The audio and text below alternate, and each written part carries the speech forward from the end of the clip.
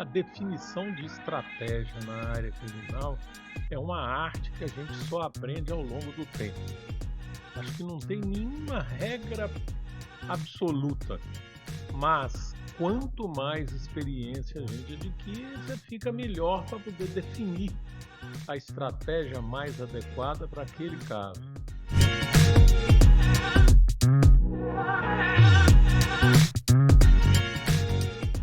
Olá pessoal, eu sou Aurélio Lopes Júnior e vamos gravar mais um episódio do nosso podcast Criminal Player, hoje inaugurando o Criminal Player Diamante, né? Hoje vai ser um episódio daqueles antológicos para guardar. Eu tenho aqui comigo nosso grande professor Marcelo Leonardo, a Cristiane, que é filha dele, que é uma família junto com o Sérgio Leonardo, que é uma família tradicional, um professor de toda a vida. Eu, quando comecei a trabalhar com direito, comecei a estudar, já ouvi falar do professor Marcelo Leonardo, e depois, como advogado, sempre foi uma inspiração para todos nós. Então, assim, primeiro eu queria dizer que é um imenso prazer receber vocês aqui. Para nós é um privilégio. E, claro, Prazer é todo nosso, professor. Fizemos uma homenagem muito hoje. Feliz de participar. Eu fiquei muito feliz com a homenagem que me foi prestada, porque efetivamente a gente tem a rotina de estudar. E a rotina de estudar exige da gente estar sempre atualizado. Se a gente estuda direito penal e processo penal, é uma coisa. Mas vamos estudar também as novas formas de exercer a advocacia, as novas formas de produção de prova, porque isso para a gente é absoluta novidade. E o Criminal Player está nos ajudando nesse ponto. Para a gente é uma alegria muito grande estar aqui participando de mais um evento com o Criminal Player. Estar acompanhando o professor Marcelo é sempre um privilégio. A vida inteira ele disse: estudem, estudem sempre e estudem muito. E ele não só fala isso, como ele faz isso. E nos traz a fazer isso também. E chegar aqui, ele receber essa homenagem é motivo de muito orgulho para todos nós. Nós temos o direito penal na veia, no sangue, e ouvir a sua palestra hoje cedo nos motiva, nos estimula a continuar lutando sempre.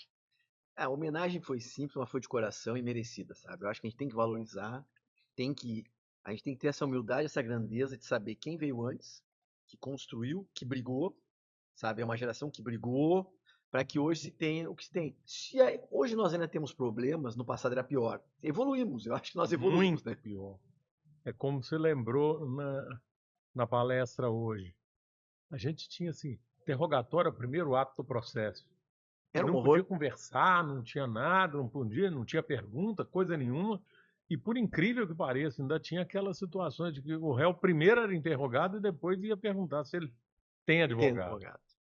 Né? Hoje, felizmente, nós temos no escritório hoje uma discussão sobre o exercício do direito ao silêncio.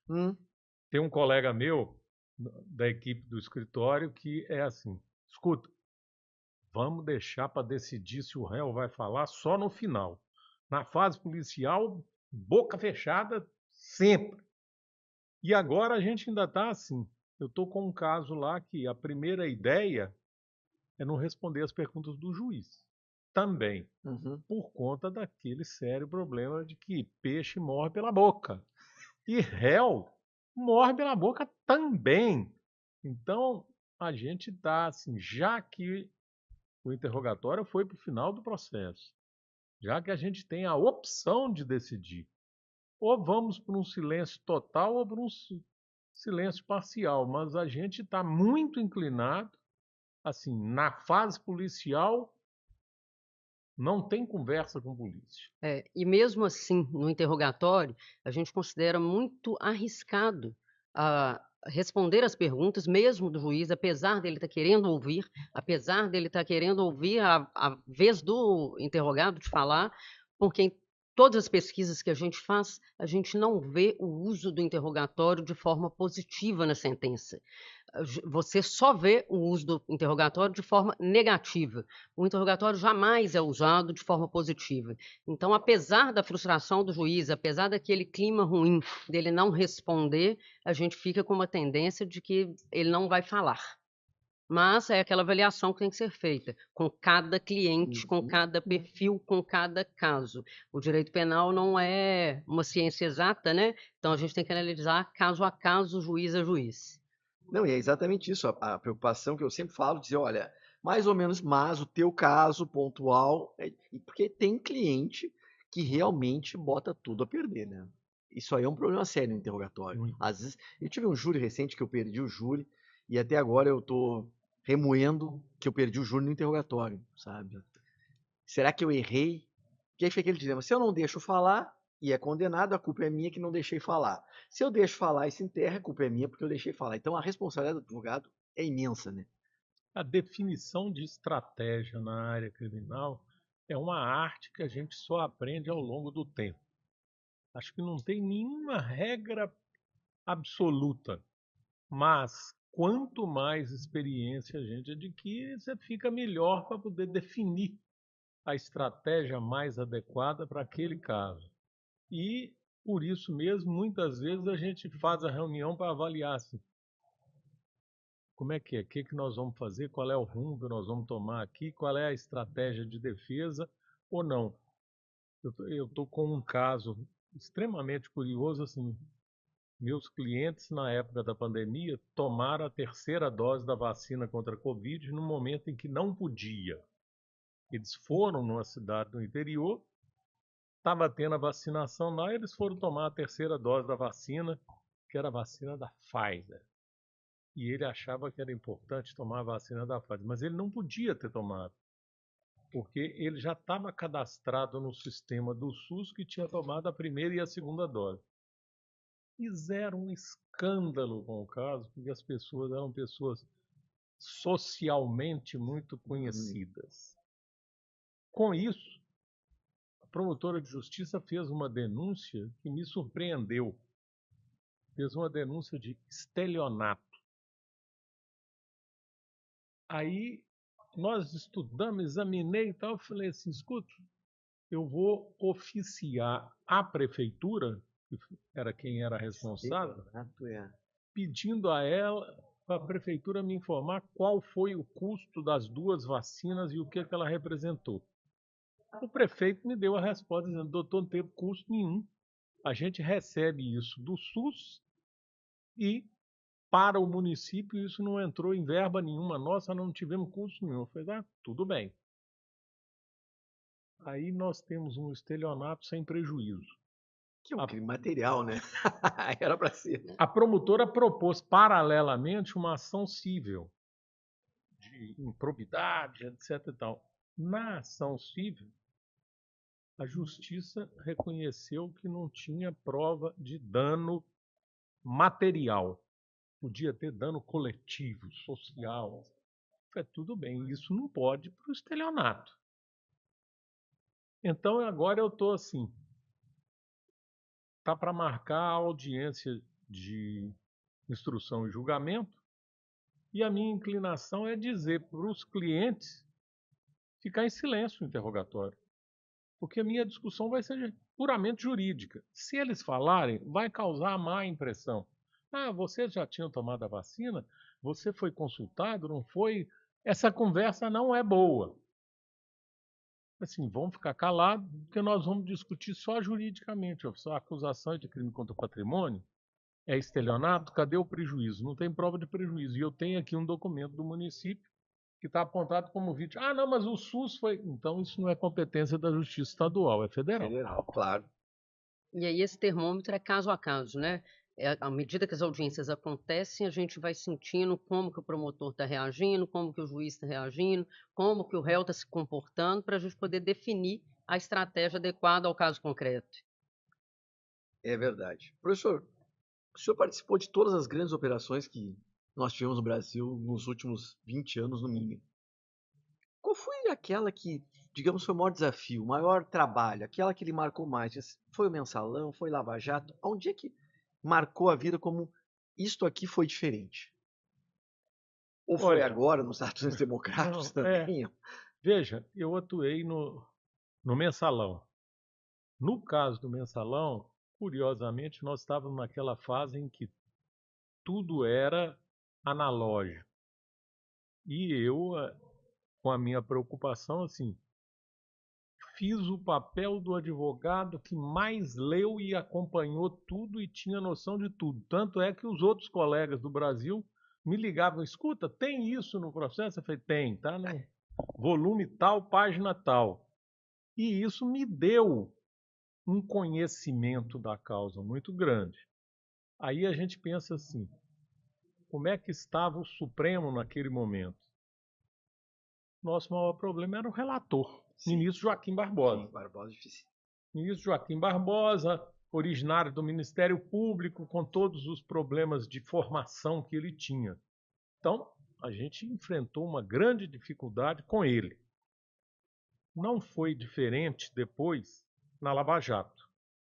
Na Lava Jato você tinha processos grandes, complicados, uma tentativa de fazer acordo e o Ministério Público Federal lá selecionando com quem queria fazer acordo, com quem não queria fazer acordo. A gente acabou não fazendo, embora eles tivessem acenado com a possibilidade de composição e não deu.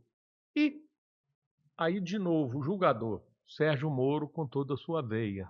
Quer dizer, outro problema complexo, difícil e delicado. Como é que foi o trato? Como é que foi Olha, eu acho até assim, com o Sérgio Moro, ele pelo menos respeitava as regras processuais, garantia os direitos, e no mérito ele já tinha a cabeça formada, pelo nível das relações com os procuradores lá do caso, a turma do Dallagnol e tal, então a gente sabia assim, ó, vai ter condenação. Aí Mas chegava no TRF, era uma luta também. no TRF é a mesma coisa.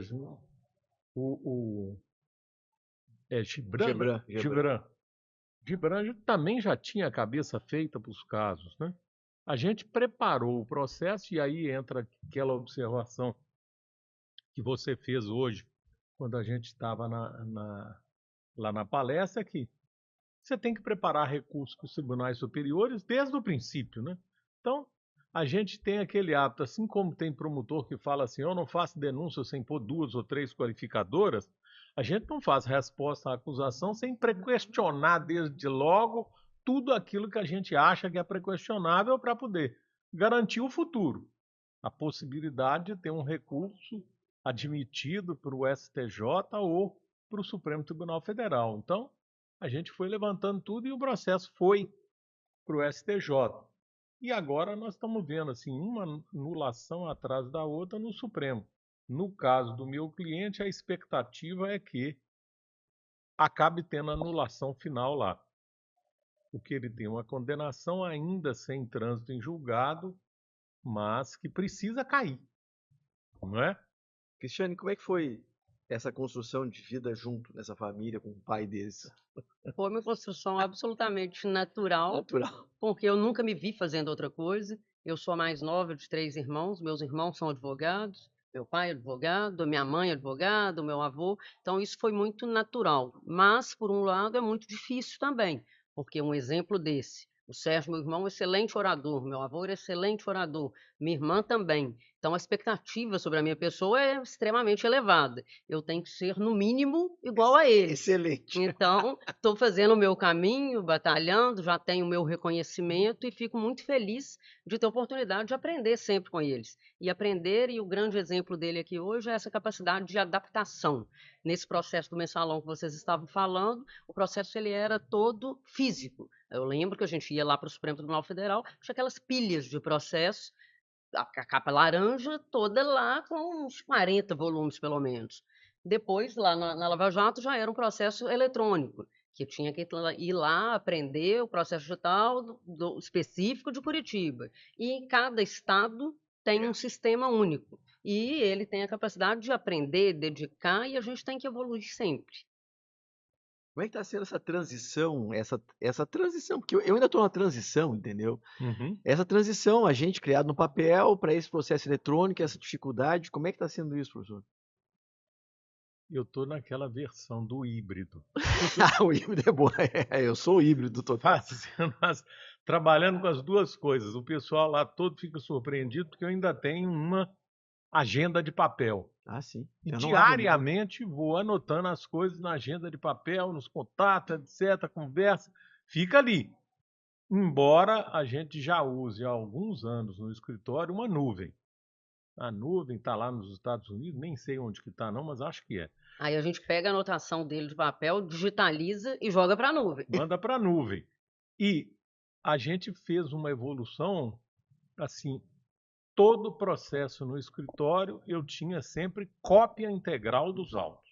Cada vez mais um processo maior e tal, e cópia, e tinha que ter o arquivo, e aí me mudou para aqueles arquivos deslizantes de rodar para caber tudo, etc. Agora nós estávamos comentando lá, deve ter aproximadamente uns 2 anos que a gente não põe nada no tal arquivo físico.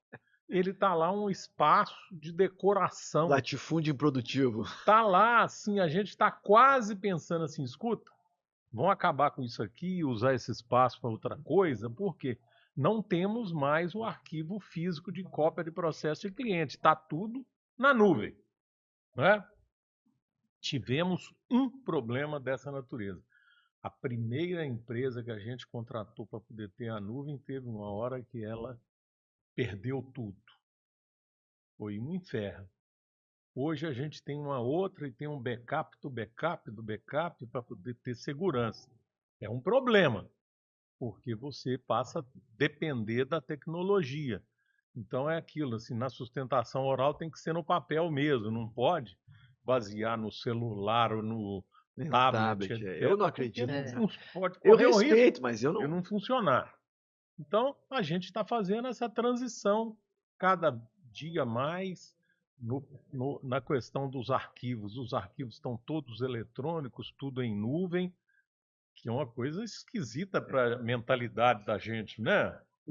Eu estou com 71 anos de idade, 49 de advocacia, eu nunca tinha visto isso, né? Então, vamos dizer, isso tudo tem menos de 5 anos, não é? O arquivo em nuvem é mais um pouquinho, mas o resto é muito novo. E agora a gente tem que aprender assim, eu preciso de saber o ESAG da Bahia, porque eu tenho uma causa lá. Tem que ter o ESAG do Ceará, porque nós temos um caso lá. O EPROC do TRF6, do TRF2, o Tribunal de Justiça de Minas Gerais usava o PJE, do PJE. Aí eles têm, na segunda instância, um péssimo JPE, que é um outro programinha. E aí você tem que saber 5, 6, 7 tipos de sistema diferente. Apesar do CNJ estar fazendo um esforço de tentar padronizar isso, começou a padronizar com o PJE e agora eles estão achando que o sistema dos gaúchos é melhor, né, professor? Não, e aí eles começaram lá pelo TRF4, né? Uhum, sim. E estão tentando generalizar esse modelo. Eu, pessoalmente, achava que o PJE funcionava até muito bem, mas vai acabar. E a gente vai ter que ficar aprendendo isso. Como é que é a gestão do escritório, Cristiane? Como é que funciona lá? A gestão do escritório ainda é bem artesanal e familiar.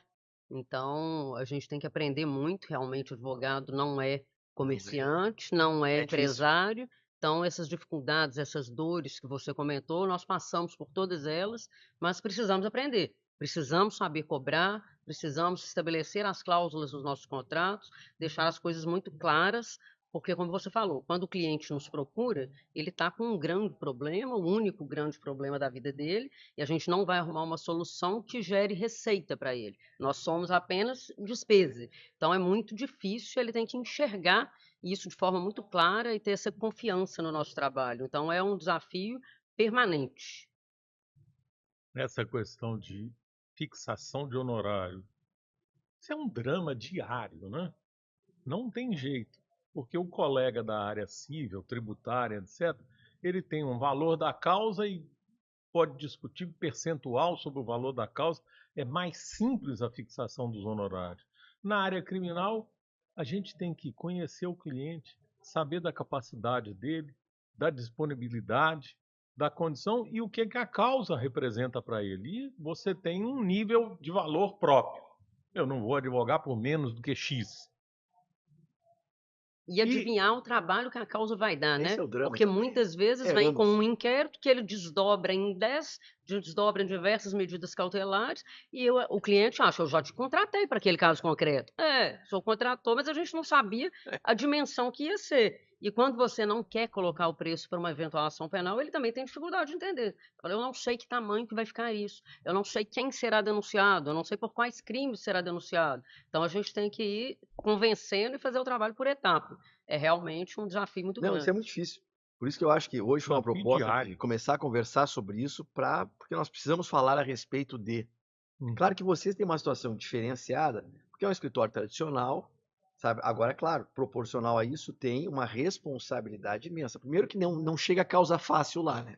Se fosse fácil, parava na Não. porta, parava antes. O que chega lá já é UTI. Então, já vem com uma expectativa de que o senhor vai resolver. Só o É senhor verdade. pode resolver. Aí é que É. Então é que tudo tem um ônus e bônus nessa vida, né? Mas assim, ó, professor, só para uma última questão que eu queria falar, eu sei que o nosso tempo já estourou, mas enfim, quantos anos de sala de aula ao todo? Olha, eu dei 35 anos de aula na Faculdade de Direito Federal. E aí eu já não estava escutando bem, a idade pesa, e já estava cansado de me ouvir dando aula.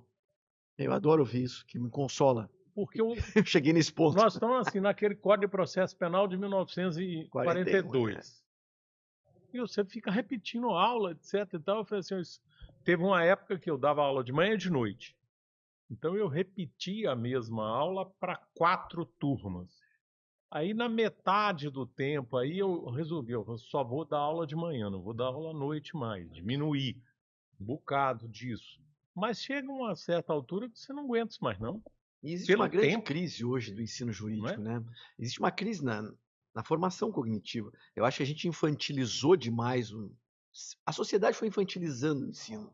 E hoje o nosso aluno é um aluno que navega, só passa o dedinho no telefone e não senta mais para estudar, né? É O isso que eu ia grande falar. A desafio é esse. dificuldade de atenção é muito grande, né? É, Então você fica desestimulado, né? sentar e estudar é uma coisa rara. Veja bem, o número de faculdades de direito que nós temos no Brasil, que gerou o número de bacharéis e advogados que nós temos, você pode até dizer, para a sociedade é bom ter muita gente formada bacharel em direito. Tudo bem. Quanto mais gente com cultura, melhor. Mas numa proporção dessa, você não tem professor em nível adequado. De jeito nenhum. Não tem jeito de ter professor para, vamos dizer, durante Pra dar muitos conta. anos em Belo Horizonte você tinha 2, depois 3 faculdades. Aí estourou para mais de 30. E como é que tem professor para isso tudo? Não tem. Então a qualidade baixa Tá. muito, etc. Aí, Maravilha. Foi um prazer imenso conversar com vocês. Ficaria aqui o dia inteiro, mas já estou olhando o relógio, já passou 25 minutos. A gente tá... Eu ia começar agora a conversa, mas foi um privilégio conversar com o professor Marcelo Leonardo, com a Cristiane, que é uma família que tem uma tradição. Dizer que é um prazer imenso receber vocês no Criminal Player. É uma lição para nós também, porque é a lição do amadurecimento, da experiência e, ao mesmo tempo, da necessidade de se atualizar. E é um consolo, sabe? É um estímulo. Eu, particularmente, tomo como estímulo, porque eu vejo, sabe, porque é uma juventude. Ele é uma cabeça brilhante, continua na luta e eu penso, meu Deus, será que eu vou chegar aos 70 com essa lucidez toda? Então, assim, é um estímulo para nós, professor. com Muito certeza, obrigado. Certamente vai chegará. Não, chegar. obrigado, Cristiane. Nós é que Encerramos agradecemos. este nosso episódio. Esse foi um episódio diamante do Criminal Player. Até a próxima.